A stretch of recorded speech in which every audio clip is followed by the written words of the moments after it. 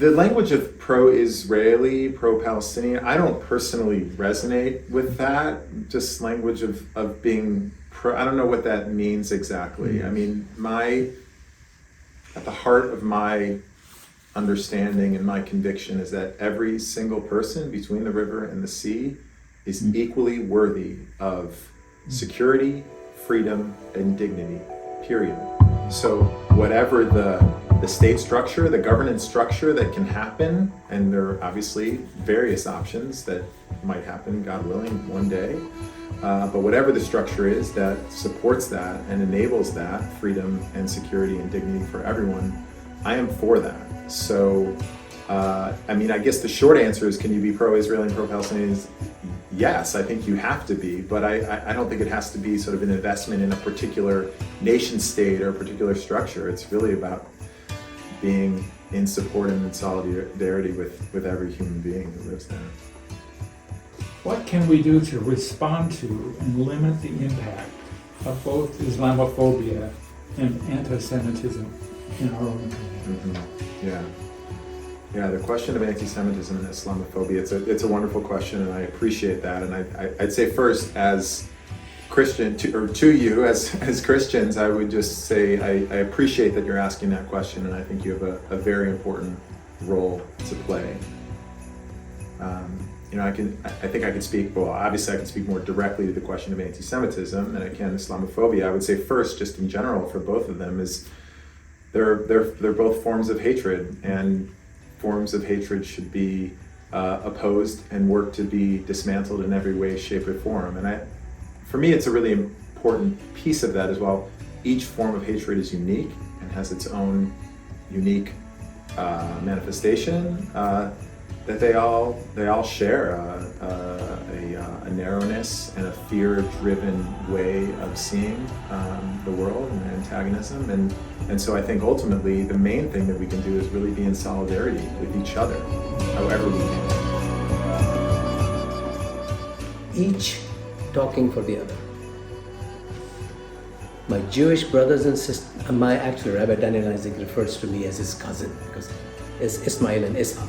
Okay, so each talking for the other, each feeling the pain of the other, and not superficially.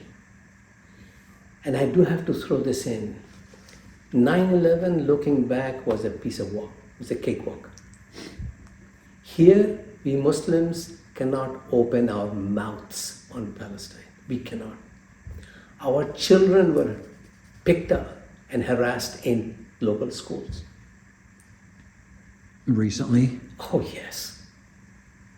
They were I won't give you the details because it might come out, and I've told that parent, she figured things out after a very long struggle, got the principal to sort of apologize in the way it was dealt with. They sent the security to the classroom to pick her up.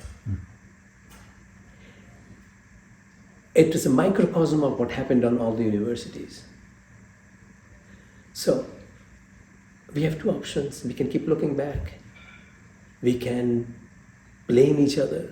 But the point is, we need to talk about one another. We need to protect one another, here and there as well. So just speaking for the other would help, which I try to do as best as I can. The question of anti-Semitism is a very fraught one right now. Even within the Jewish community, there are people within Jewish leaders, Jewish institutions that have very different, for sure, definitions, and all the more so, I would say, analyses of what is anti-Semitic and what is not anti-Semitic. I feel very strongly that the question of anti-Semitism, we really need to be diligent about parsing that out from what is anti-Israel sentiment, and certainly parsing that out from anti-Zionism. There are people still today who would say anti-Zionism is a form of anti-Semitism, and I strongly disagree with that. Which is not to say that there is not anti-Semitism within the anti-Zionist movement. Of course there's anti-Semitism everywhere, just like there's Islamophobia everywhere, just like there's anti-black racism everywhere. I mean, that's true, of course it's true. And so everyone needs to be held accountable for the ways in which they perpetuate anti-Semitism or Islamophobia or any kind of hatred. But right now, I think there are ways, my opinion, in the Jewish community, other Jewish leaders, and a lot of the mainstream, I'd say, Jewish institutions who I think have a perspective on anti-Semitism that I think is actually not helpful for Jews or anyone, which is really going after and working to delegitimize what is genuine and earnest and valid criticism of the state of Israel and its actions. So I would say really parsing that out is super important, actually a really important part of being able to address genuine anti-Semitism.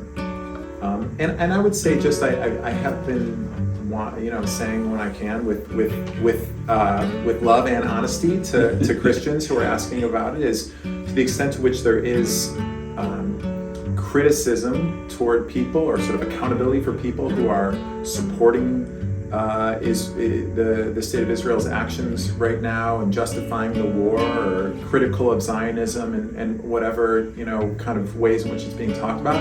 I just really like to ask Christians and encourage Christians to note that Christian Zionism is actually much stronger and bigger than Jewish Zionism in the United States. And so I think criticism of Zionist leadership is certainly, I have it. I also share criticism. I just don't think Jews should be held more accountable than Christians. And for whatever kind of views that are perpetrating any kind of violence or oppression. And clearly Zionism has a whole range, and there's all kinds of people who identify as Zionists who are against the war, or certainly against oppressing Palestinians. I don't mean to categorize it, in any sort of one fell swoop, but I just think each of us really taking accountability for our own part and our community's part in